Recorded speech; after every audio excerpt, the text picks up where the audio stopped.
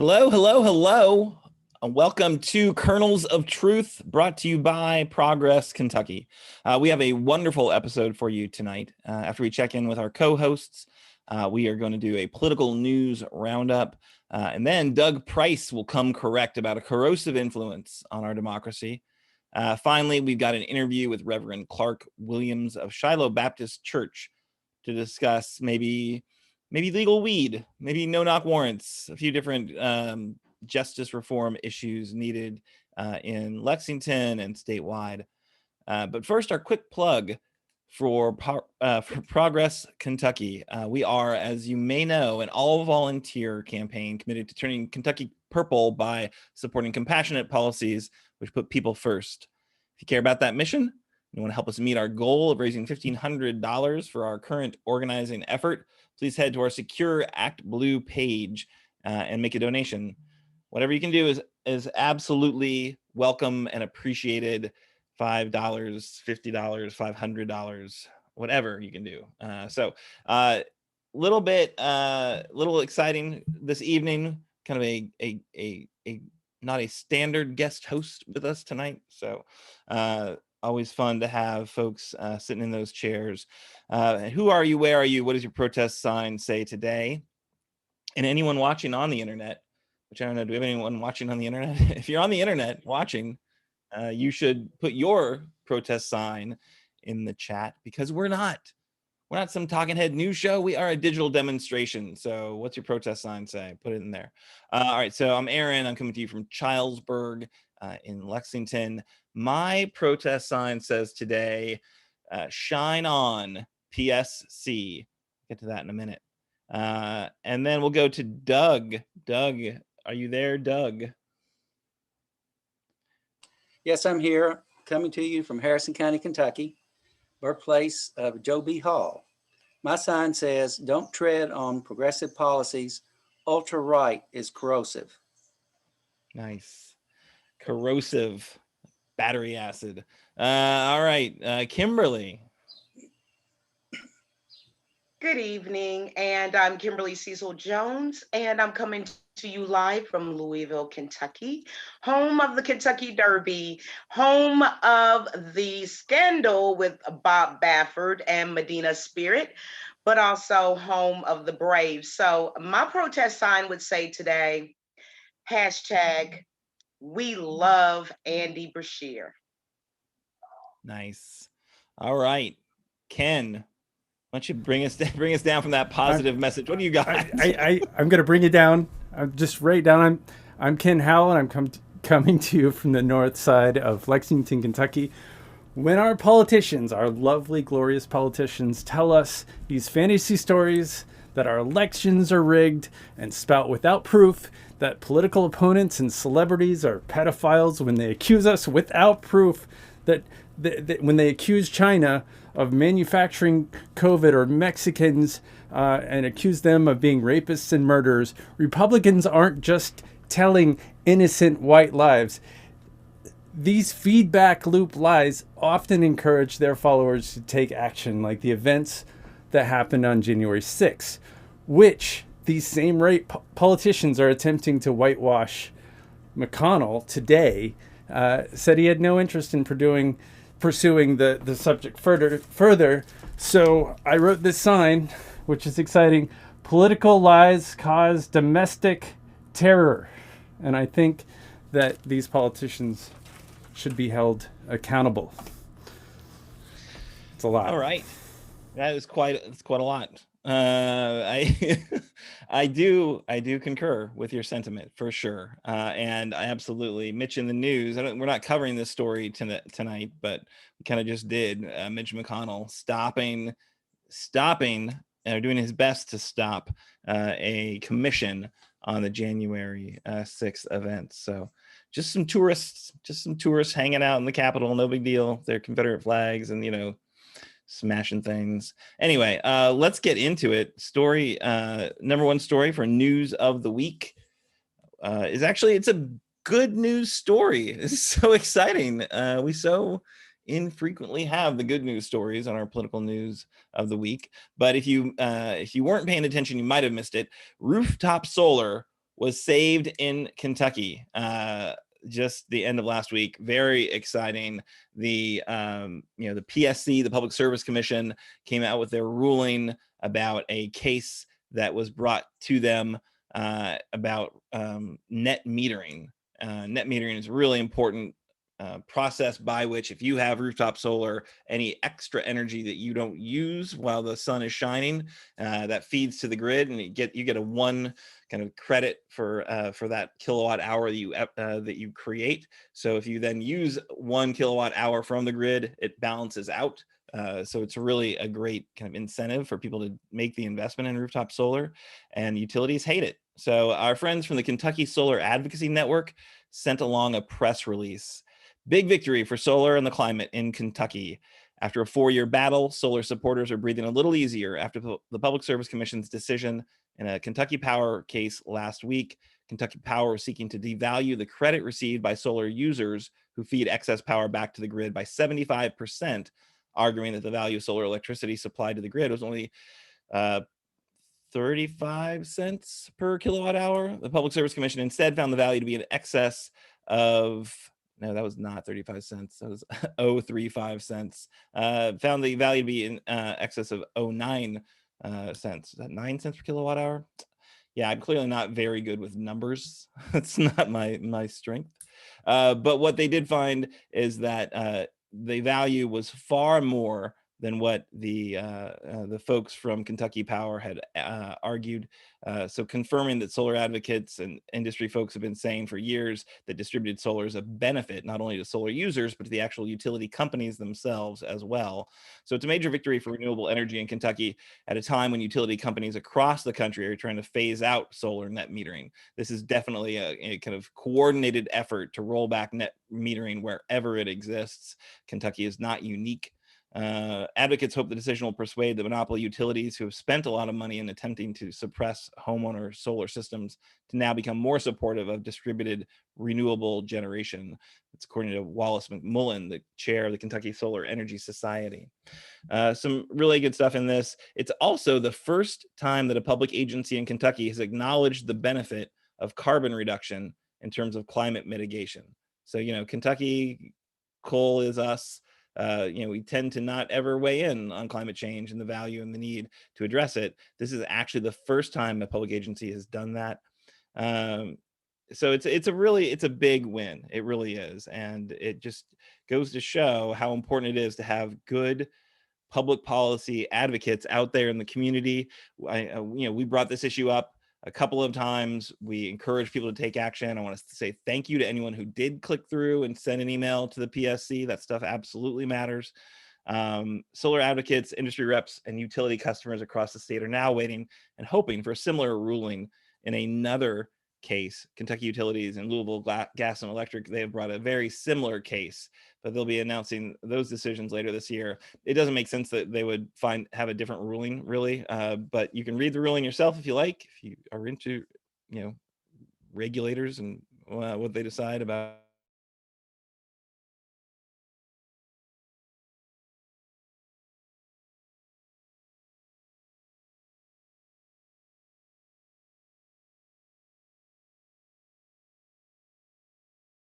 Monopoly utilities, showing once again why they need to be regulated. All right. So Kimberly, you have any thoughts on that story you want to add?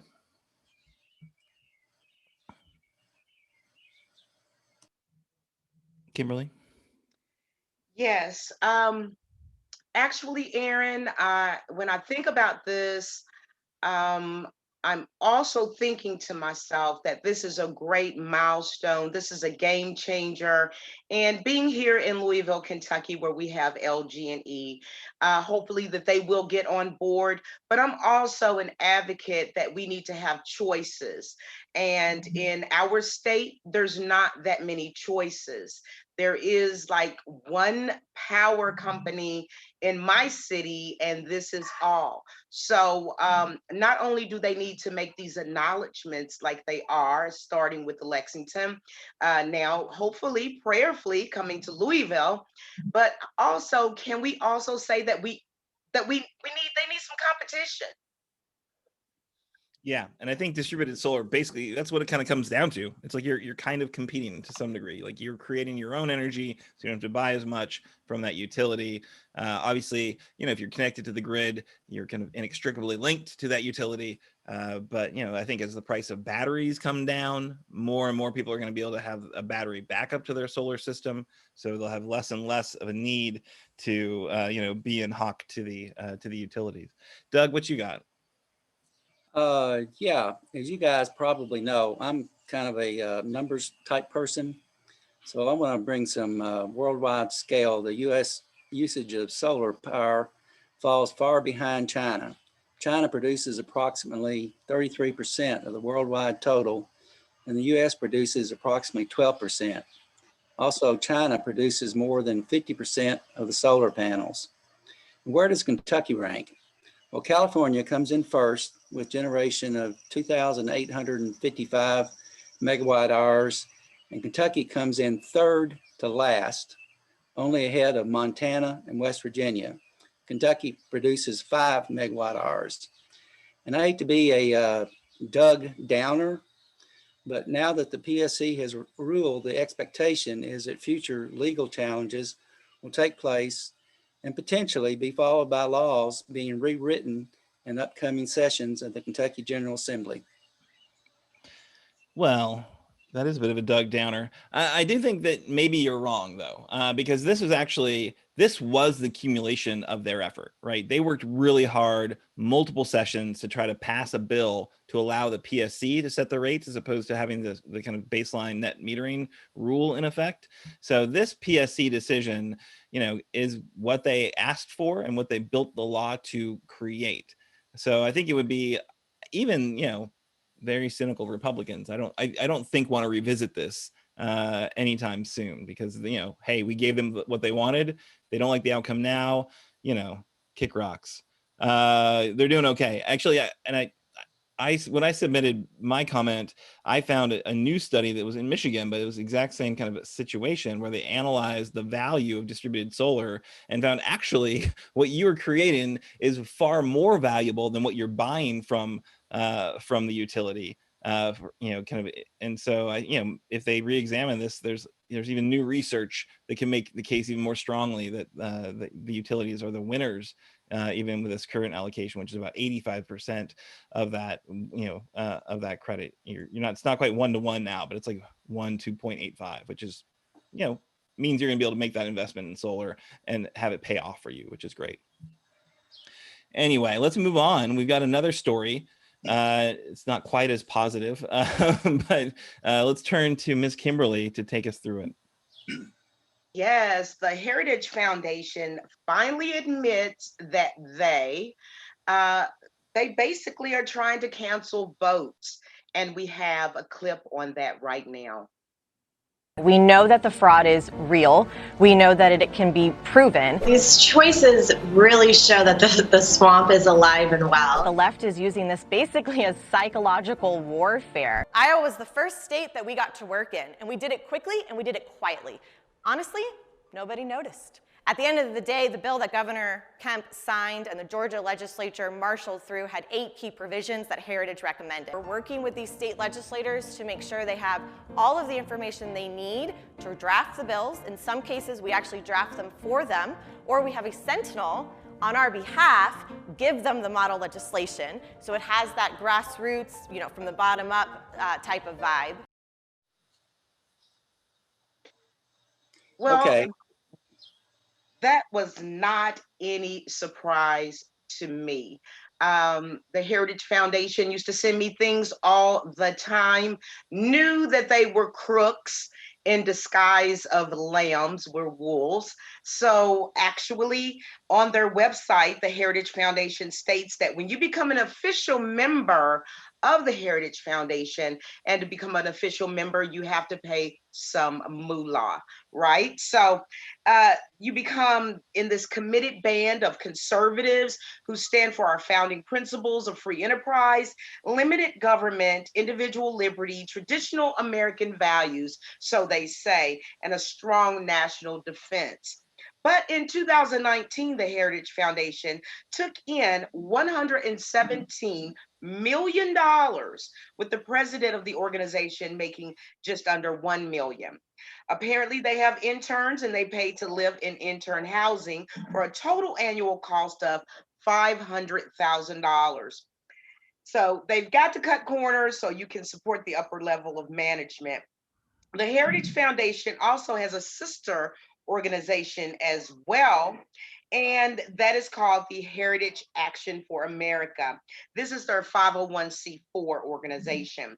So, in closing with this, organizations like the Heritage Foundation fail to consider that not everyone believes in their stated principles. Next up, we'll provide information on another organization that is working to enact legislation that is beneficial only to the ultra conservative causes. And I believe that would be Mr. Doug Price.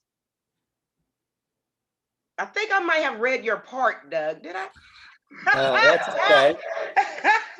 Ken, do you want I was reading this, and I was like, you know what? This money thing, he's the best in the business when it comes to following the money. That is not I. Okay, so I'm sorry, Doug. That is quite all right. You did an excellent job. Ken, did you want to jump in and say something? Yes.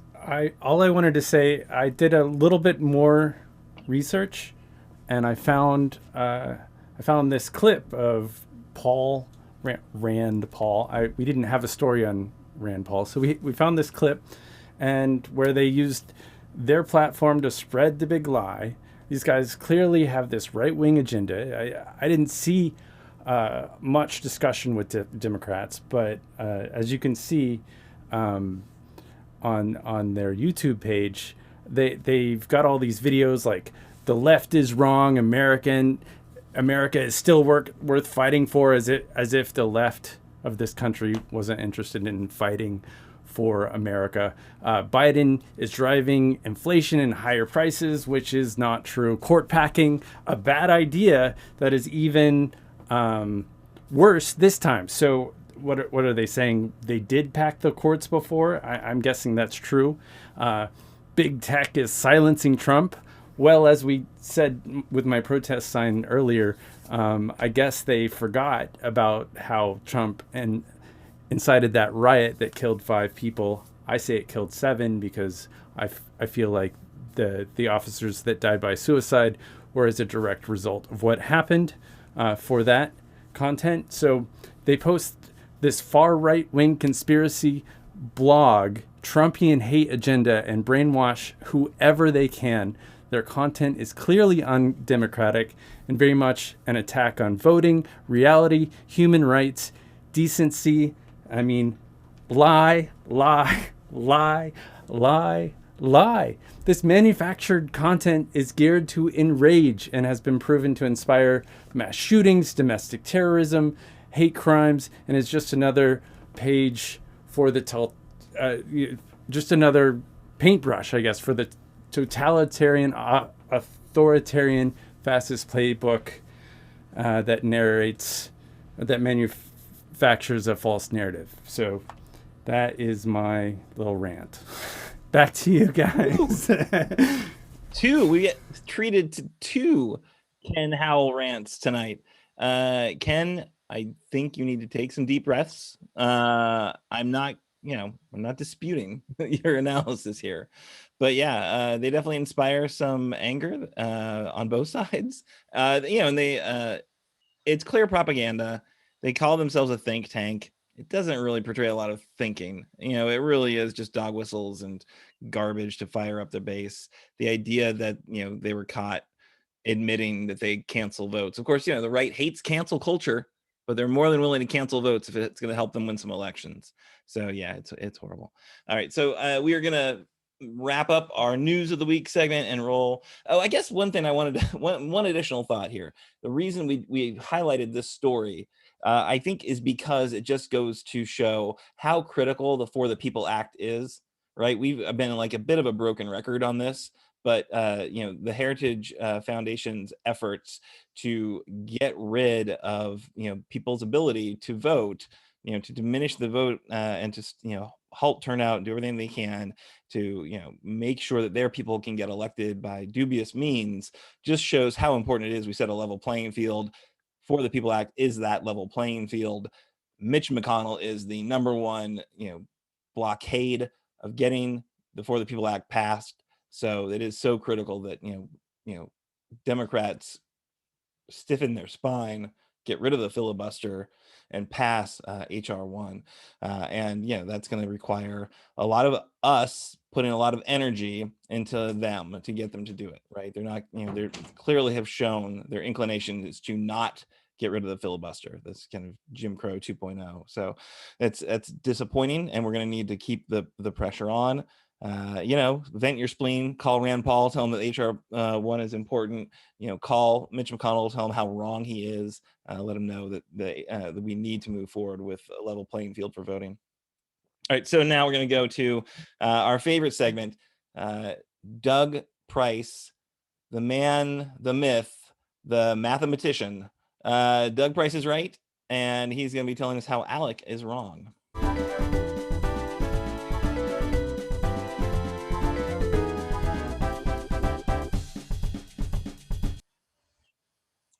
Welcome to another edition of Doug Price is Right.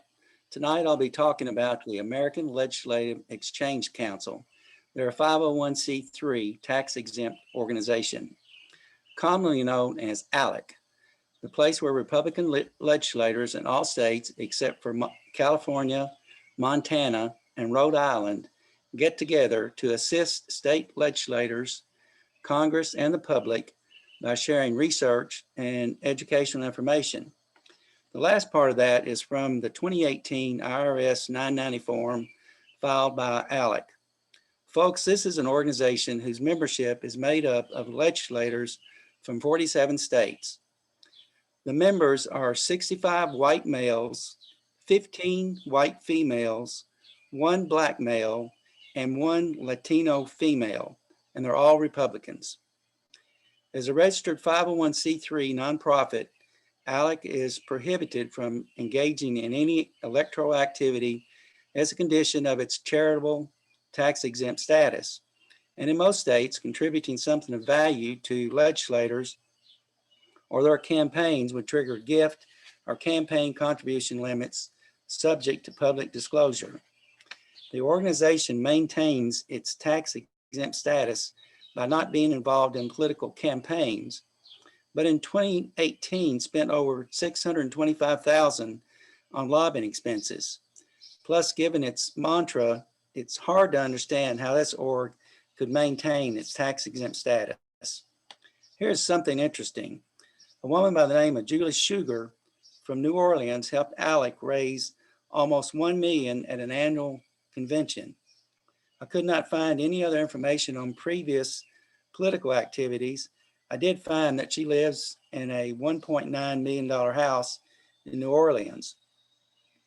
In February of this year, the Center for Media and Democracy published an article about ALEC, noting that ALEC provides a constituent management program worth thousands of dollars and is run by a leading Republican political data operation to its Republican legislative members at no charge, in potential violation of a charitable tax status and state gift and campaign finance laws.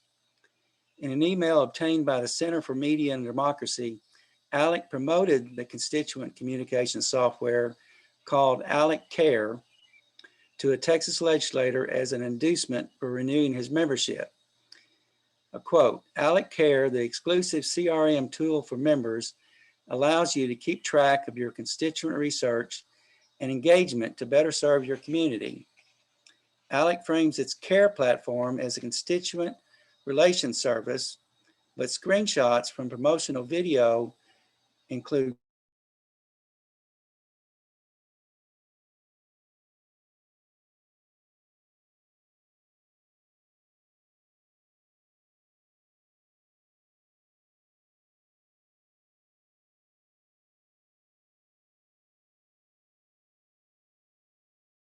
revoked tax-exempt status. Media Bias notes the primary agenda of ALEC is writing supporting bills that undermine environmental regulations and deny climate change, support school privatization, undercut healthcare reform, defund unions and limit their political influence, restrain legislators' abilities to raise revenue through taxes, mandate strict election laws that disenfranchise voters, increase incarceration to benefit the private prisons industry, among many other issues. ALEC pushes voter suppression. Media Bias rates ALEC as right bias based on reporting choices and political affiliation. They are mixed for factual reporting for not supporting the consensus of science on environmental issues. To recap this discussion, ALEC is patently against progressive politics. ALEC is for the very reason Progress Kentucky exists, as we believe our Commonwealth, and indeed our country, needs to move progressively as opposed to regressively. Join us to help fight the battle against policies that do not favor we the people.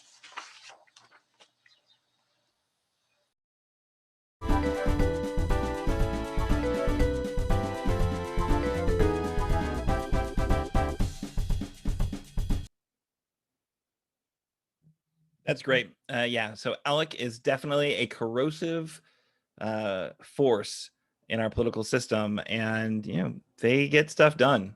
They really do. They are truly impactful. We are, I think, about to be joined by our guest of the evening. I hope. Anyone there in the Zoom control see anyone in the waiting room? No? Maybe? Doug? You see anyone in the waiting room? You No. would be. All right. Well, hold on one second then, people, because we're going to need to find our guest. I don't know how. He says he's in the waiting room. Hold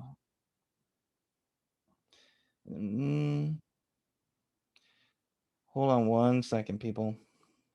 I know this is not ideal, but I don't know how the.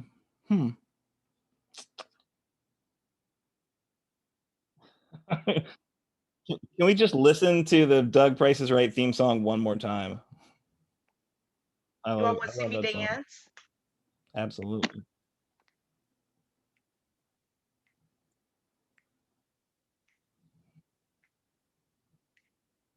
I have to talk. I'm dancing. I'm doing the dance to the Doug Price song. And then I'm going to say, Dougie, Dougie Fresh.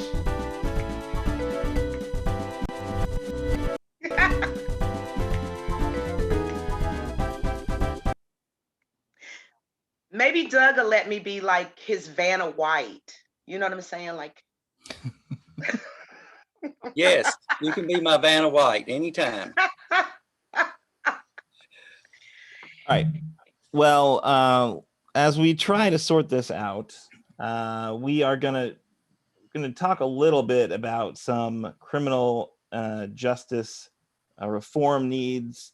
I think there was a very troubling story on the front page of the Herald Leader this weekend, the Sunday paper.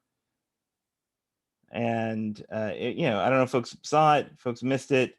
You shouldn't have missed it. It's a very critical story. An analysis of Fayette County and Kentucky state arrests found that 46% of all marijuana arrests in Fayette County were of Black people. That's in a county that's just 14.6% Black. And across our Commonwealth, Black defendants make up 27% of all marijuana possession charges, while making up just 8% of our state's population. Other research shows that Black people use marijuana at pretty much the same rate as white folks. So there's no, true reason other than kind of racial disparities in policing to make the argument. And it's truly troubling. And you should check out the article. When you'll hear some great insights from Reverend Clark Williams of Shiloh Baptist Church, who's here in Lexington. Oh, not that. Hold on a second. Yes, that's surprising to me. No, not surprising at all. We know nationally how this goes.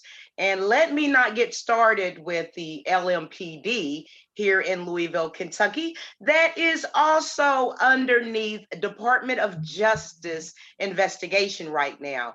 And probably cannabis needs to be actually legal for not only just medicinal purposes, but it also needs to be legal so we all won't lose our damn minds. I mean, like, I'm not gonna lie to you. Yeah.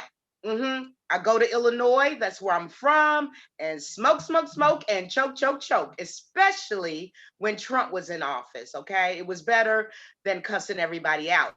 So I know that Reverend Clark Williams, he knows so much more about it, but I think also that we need to let everyone out of prison, need to let them out of the jails because they were in possession or they were selling marijuana. Because you know what, you could just skip and a jump 2 hours, you will be to legal freedom to smoke all day, all night, like Snoop Dogg. I'm just saying, Aaron. All right. Thanks, Kimberly. Yeah, so this is definitely, troubling information. It's good to see this analysis. And as I was mentioning there in the article, some great insights by our guest, Reverend Clark Williams. Thank you so much for joining us tonight, Reverend Williams from Shiloh Baptist Church here in Lexington. If you want to recap some of the kind of the thoughts you had shared in the article. But what's your take on this information that was put out Sunday? Well, it's disturbing, but not surprising. I think a lot of people, particularly a lot of Black people and others who really pay attention to how policing is done far too much of the time. Not that all policing is bad, but too much of the time, it gives way to two different ways of policing. We're a state that is 8.1% African American, but yet 27% of the possession charges are African American. 42% of all the trafficking charges African American, in a state that's 8.1% African American. Then you get to a place like Lexington. I haven't seen the Louisville figures. I won't speculate as to what I think they might say. But when you look at a city like Lexington, that's not quite 15% Black. For 61% of your trafficking charges and almost half of your possession charges to be against Black people, when the studies seem to indicate that Black people and white people and all people tend to use marijuana at about the same rate. So that just means the only difference is how people are being policed. And so consequently, this is not a surprise. This is not a shock. This is just really makes more apparent something that many of us already knew.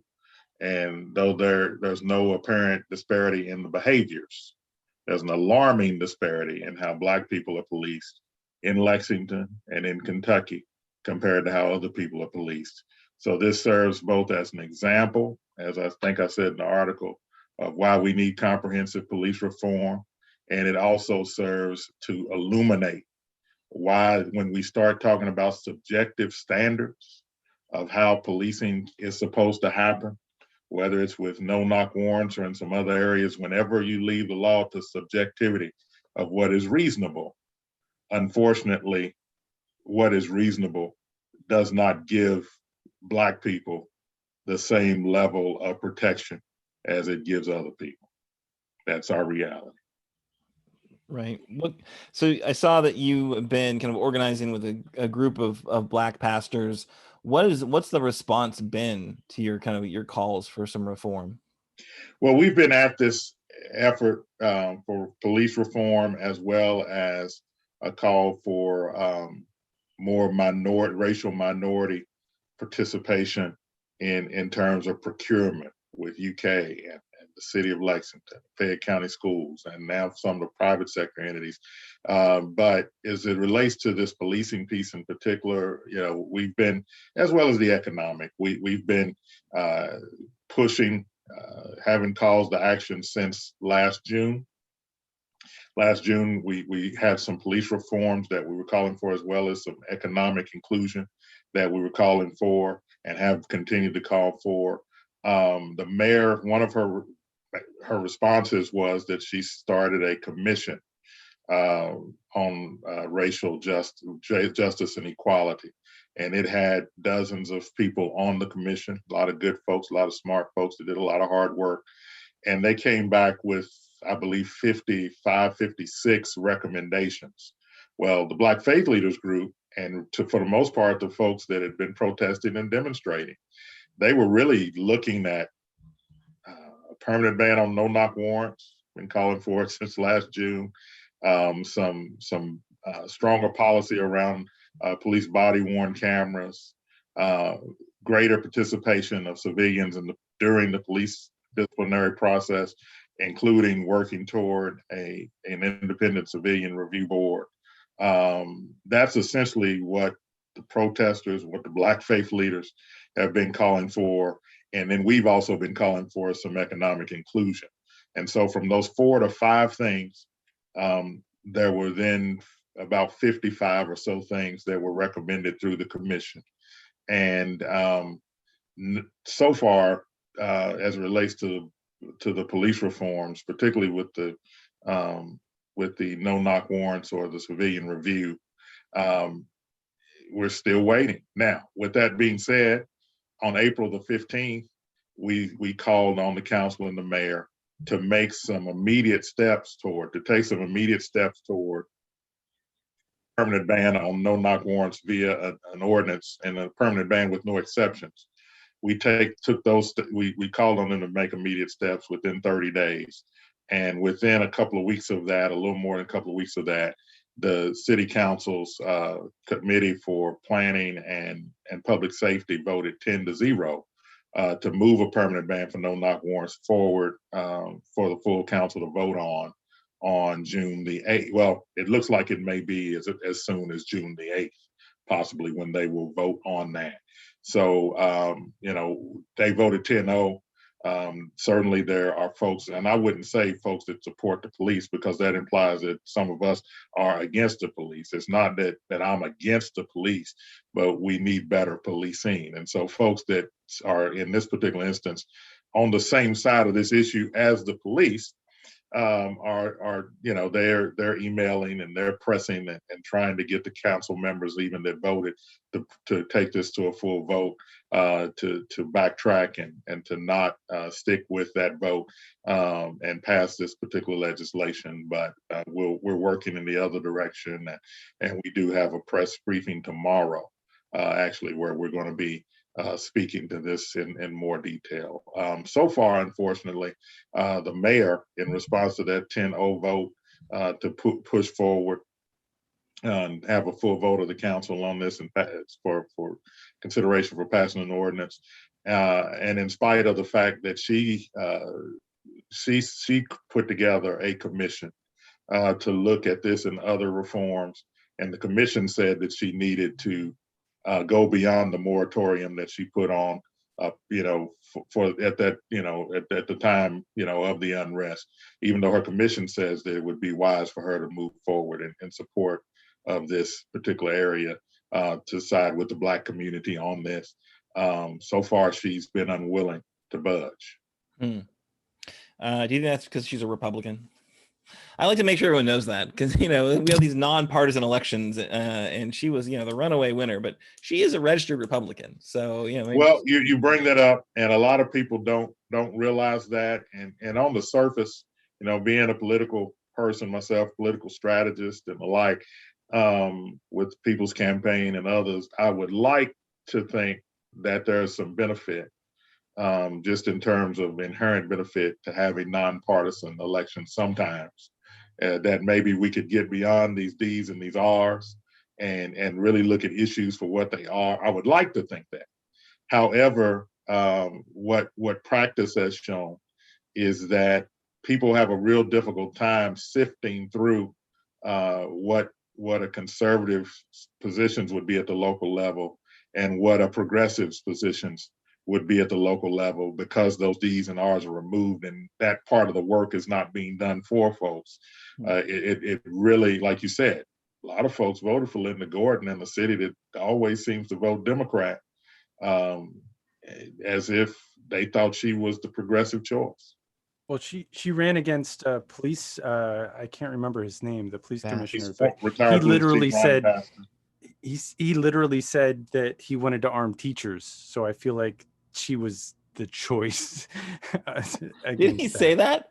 I missed that campaign promise. That seems insane. Yeah, I followed that campaign pretty closely, and that one may have kind of been lost on me at this point. It's been water under the bridge. But even with that, we see that Linda Gordon is clearly listening to the sentiment of the police and not the sentiment of 48,000 or the vast majority of 48,000 Black people in Lexington. A lot of people don't realize that in a state like Kentucky that has very few cities, Lexington, Louisville, and then once you get past Lexington and Louisville and you go to Bowling Green and Owensboro, there are no cities in Kentucky that have 48,000 people. There are 48,000 Black people in Lexington, and there are tens of thousands of other folks that have been calling for and are seeking police reform. And so, Linda Gordon so far is not listening to that. So far, she's listening to the sentiment of the police. And what's so you've clearly got a call for to kind of get rid of the no-knock warrants. That's been something we've heard a lot about this past year, obviously, and really an important step. What about marijuana? Do you guys have a legalization ask or decriminalization? Is there anything in the kind of recommendations that you guys have made that kind of looks directly at this issue of marijuana, or is it just more of a policing approach? So far, we have stuck because we haven't as an organization sought to get in so many areas to where we can get off topic, or people will try to get us, to focus on something other than. Right now, we have really just stuck with the police reform and the economic inclusion by way of minority business spend. But when we look at these horrific numbers, it just speaks to the need, certainly, to decriminalize marijuana. And because the reality is, if so many people are going to use it, the folks that are going to bear the brunt of the criminal justice system for use, the record speaks, it's going to be Black people. Yeah, so clear. And I'll just say it. I think we should legalize it. I think we should legalize it for recreational use, responsible recreational use, certainly medicinal use, and tax it. I mean, people are just going to drive, like Kimberly, taking her tax dollars to Illinois because that option is not available here in Kentucky. And absolutely, our farmers could grow it, and it's a win-win, and it is just an acknowledgement of what basically is already happening. Right. It's just one more thing that the police can use to go after the Black community that they're not going after the white community with that same, Absolutely. So, absolutely. And I think it's time to change that. And I hope that, hope we can elect some leaders that are open to that. I know that there's like a legalization bill every year in session that never makes it very far. I think it's just for medicinal, but yeah. Yes, medicinal. Yeah. doesn't go anywhere, and it just sits there. So we need some leadership. Reverend Williams, thank you so much for joining us. I want to see if you have any final thoughts you want to leave us with about your kind of the work you're doing. Oh, sorry. Yeah, Kimberly. Yes, I had a question I would like to ask of Reverend Clark Williams. How you doing? Hello, Kimberly. My question is, there's a lot of controversy around this new Delta 8, okay, that I'm sure everyone has heard of at this particular time.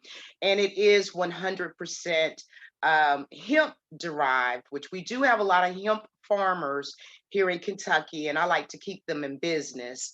So the Delta 8 pen,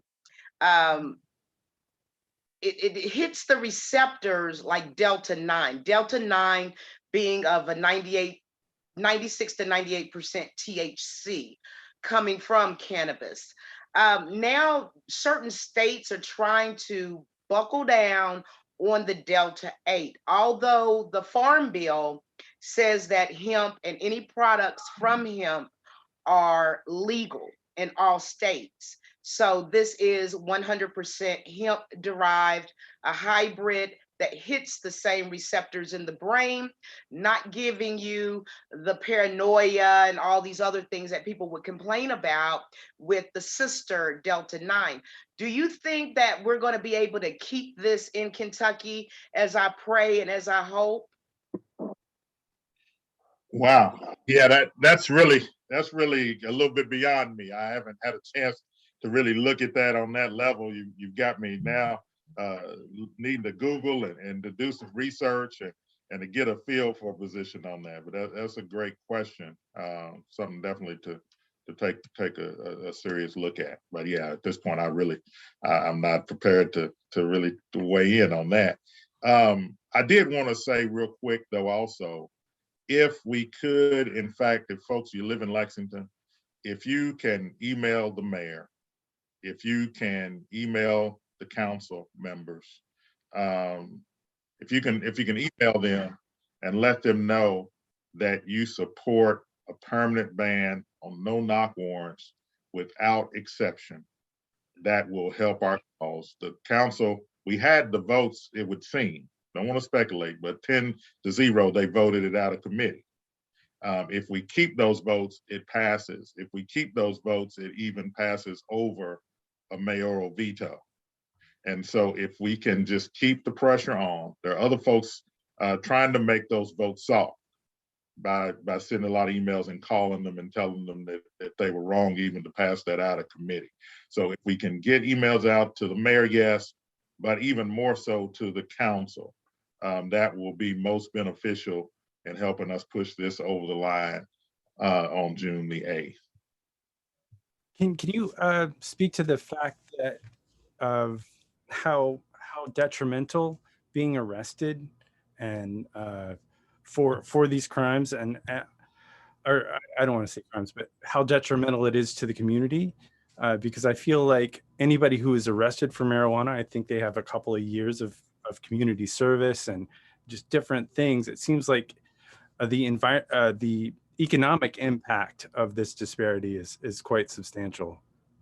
Well, anytime you get charged with and convicted of a crime, then there's that whole reentry process. There's that whole process of not only the penalty that the law is prescribing, the sentencing, but then there's also the repercussions of when I have to check a box, or I'm having a difficulty with getting employed, and so these things create a cycle, where a vicious cycle where it becomes more and more difficult for a person to no longer be in the criminal justice system, to get off of that, off of that merry-go-round, so to speak. And so, it's just so detrimental. And we know that when there's speculation about what's reasonable and what's not reasonable, it always seems to be to our detriment. And so it's just so important right now, if we can get folks to chime in,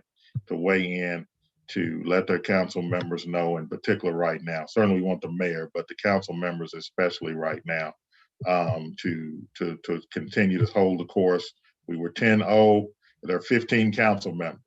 So really the 10 that voted to move the legislation forward are enough to not only pass it, but to override a mayoral veto. And hopefully we have some supporters among the other 5 that were not even on that committee. So we just have to be vigilant. We have to keep on keeping on and moving this piece forward. Because one thing we can't, the city will say, well, we only have had 5 no-knock warrants in the last 5 years. Well, one of those 5 was executed in error. They did a no-knock warrant and invaded the wrong home, put the wrong person in cuffs, and it cost the city $100,000. And not only that, what is totally missed is, yes, you very rarely use it, Black people in particular are traumatized by the reality of what happened in Louisville, as well as what happened in Lexington, where someone came into the wrong home. That person didn't happen to be Black, but still came into the wrong home. And we realized that if this is going to go bad, it's probably going to go bad against us. And so that's trauma that people are living with every night because of an unwillingness to concede something to the public that are seeking progressive police reform because of something that they may do 5 times in 5 years. The cost far outweighs whatever the potential benefit might be. Absolutely. I definitely saw, I don't know if it was a no-knock warrant or a knock warrant, but I live near Loudon Avenue, and it's an intense moment. There are several police cars. Some are unmarked, and they all go rushing. There's a helicopter buzzing around above. It's got to be intense. There has to be some kind of PTSD involved with that experience. Absolutely. You relive those things, and you wonder if something like that may take place at your home. And that's something I believe that those who are inclined not to support this fail to understand. The mayor will say that, what about a case of a hostage situation? What about the case of a kidnapping? Those are exigent circumstances that don't even, if they know that a person, if they have a basis for a person being in a hostage in a particular residence, a particular building, that someone has been kidnapped and they have evidence that person's there, that doesn't require a warrant anyway. That's an exigent circumstance that doesn't even require a warrant. So we're not talking about those things as being what typically generates a no-knock warrant. Generally, it is the presumption that there is some type of possession of some type of controlled substance. And so, again, we need folks to email council members, if you're a Lexingtonian, council members-email at lexingtonky.gov. Council members-email at lexingtonky.gov, and share the sentiment before June the 8th that we're needing our council to stand on the side of progress in police reform by passing a permanent ban on the use of no-knock warrants without exceptions. Thank you. Thank you so much, Reverend Williams. Appreciate your time and your information here and your perspective that you've shared with all our viewers. And yes, that is definitely going to be something that we encourage everyone to do, is that call to action, which I think actually Kimberly is going to kind of line us up with. Great. Well, we appreciate you all. Thank you for having me, and appreciate all your help. Appreciate all you all do. Awesome. Thank you. Thank you, Reverend. Thank you, Aaron. Our call to action tonight is, if you are in the Lexington area, email your city council members to urge them to ban no-knock warrants ASAP. You do not want to be in a Louisville situation such as Breonna Taylor to get this taken care of. And if you think it won't happen, it can. So use this document to contact your community leaders and demand an ordinance. Here is an excerpt of it. I am writing to add my voice to the countless others asking for a ban on no-knock warrants in Fayette County. No-knock warrants have time and time again proven to be at best costly. Our city saw this firsthand in 2015 when it paid out $100,000 in damages to a citizen after the Lexington Police Department went to the wrong address. And at worst, deadly, as we saw last March here in Louisville, Kentucky with Breonna Taylor. So just personally from me to you, you do not want a situation like that. You do not want another mother losing her child or children due to police officers going to the wrong address or doing a no-knock warrant when they don't need to. And plus, I found out, guys, that normally they use no-knock warrants for those that are doing they're pedophiles and doing child pornography online, and they do the no-knock warrants so that that person, that suspect, will not, flush the information, destroy the information. But normally on other occasions, just normal occasions, even if they're going to a drug house, normally they do knock.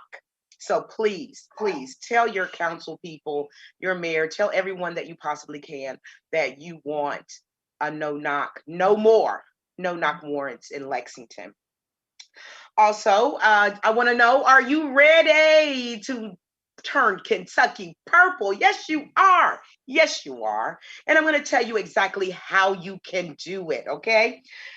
We know that if you join Progress Kentucky, we beat so very close to 4,000 likes on our Facebook page. And not only that, you can check us out there, like us, and invite all your friends, not some of your friends. Invite all of your friends to like the Progress Kentucky page. It makes a difference. And we all know that our Commonwealth needs more kernels of truth to call out the propaganda from people such as Mitch McConnell, Andy Barr, Rand Paul. I could go on and on for days, but I'm going to stop right there. That's enough. And, we're hatching a plan right now to reach out to our neighbors, to mobilize folks around the state to join us and take action. But it's going to take you. Yes, you. And we're going to have resources and print up some postcards. We're going to add some handwritten messages. And we are going to most definitely use every platform that we possibly have to spread the word of how we can, you and me, turn Kentucky purple. So, ladies and gentlemen, we do have a goal of raising $1,500. And I think that if everyone just sent in $5, $10 for all of the weeks that I have been talking about this $1,500, we probably have about $5,000 by now, and we need all that we possibly can get. So anything that your heart leads to donate to the cause, we will greatly appreciate.